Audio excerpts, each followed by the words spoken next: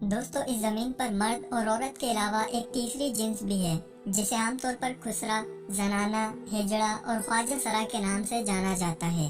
और आपने इन्हें अक्सर शादी ब्याह और मेलों ठेलों में नाचते गाते देखा होगा। ये बास शहरों में ट्रैफिक सिग्नल पर भीख मांगते हुए भी नजर आते हैं।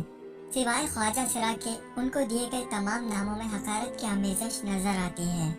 मुगलिया दौर में उनकी बहुत इज्जत की जाती थी, लेकिन वक्त के साथ साथ ये गली गली नाचने वाले और हकारत का मुजस्समा बनकर रह गए।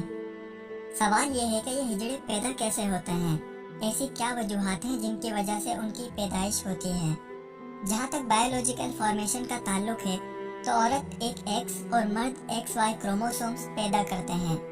जब मर्द का एक्स क्रोमोसोम्स औरत के एक्स क्रोमोसोम्स के साथ मिल जाए यानी डबल एक्स बन जाए तो लड़की पैदा होती है। और अगर मर्द का Y क्रोमोसोम्स औरत के X क्रोमोसोम्स के साथ मिल जाए तो लड़का पैदा होता है। लेकिन अगर इस मरहले में कुछ आदम तवाज़ुन हो जाए तब हिजड़ा पैदा होता है। ये बात जान लेना इंतहाई ज़रूरी है कि ना तो हिजड़े कोई अलग मखलूक हैं और ना ही कोई अलग कौम है। वो हम जैसे इंसान ही हैं। उनमें से बाज़ मर्दाना औसाफ से और बाज़ जनाना औसाफ से महरूम होते हैं। ये उनकी तख्लीक का वो रुख है जो उनके खालिक और परवरदिगार ने उनमें ऐसे ही रखा है। ये हिजड़े या ख्वाजा सरा आज ही की दुनिया में पैदा नहीं हुए, बल्कि नबी अकरम के दौर में भी ख्वाजा सरा पैदा होते थे।